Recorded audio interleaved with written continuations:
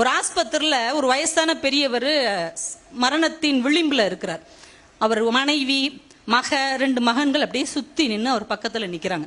இந்த பெரியவர் மூத்த மகனை கூப்பிட்றாரு, டே நீ தாண்டா எனக்கு மூத்த பையன், உண்மையில நான் ரொம்ப அன்பு வச்சிருக்கேன்டா, நீ அண்ணா நகரில் இருக்கிற அந்த 14 பங்களாவை நீயே வச்சுக்கோ.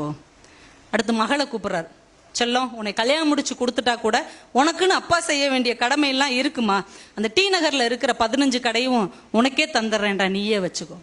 3வது மகனை கூப்பிட்றாரு, டேய் நீ தாண்டா என் செல்லம், நீ தாண்டா என் கடைக்குட்டி, உன்னை நம்போன்னு விட்டுருவேனடா, நீ கவலைப்படாதடா, அந்த கிண்டியில் இருக்கிற 26 ரிசார்ட்டையும் நீயே பார்த்துக்கோ. டே 3 பேர் வெளியில் போகிறாங்க, மனைவி மட்டும் அப்படியே நிற்கிறாங்க. உன்னைய மட்டும் நான் அம்போனா விட்டுற போகிறேன், நான் யோசிச்சு பாரு, மயிலாப்பூரில் இருக்கிற அந்த 12 அப்பார்ட்மெண்ட்டும் உனக்கு தாமா அப்படின்னு சொல்லிட்டு அவர் இறந்து போயிடுறாரு. 4 பேர் சோகமாக வெளியில் வர்றாங்க.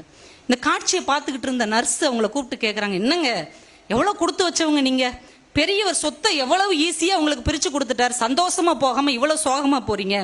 வீட்டம்மா சொல்லியிருக்கு, சும்மா இருமா, அந்த ஆள் ஒரு பால் ஊற்றுற பேமானி, ஏரியாவை போய் பால் ஊற்றுவார், எல்லா ஏரியாலையும் கடன் வேற வாங்கி வச்சிருக்கிறாரு, எங்கெல்லாம் அவர் பால் ஊத்துறாரோ அந்த ஏரியாவெல்லாம் எங்களுக்கு பிரித்து கொடுத்துருக்கிறாரு, நாங்கள் இனிமேல் அந்த ஏரியாவுக்கெல்லாம் பால் ஊற்றி அந்த ஆளுக்கு கடனை அடைக்கணும், நீ வேற அப்படின்னு இருக்காங்க.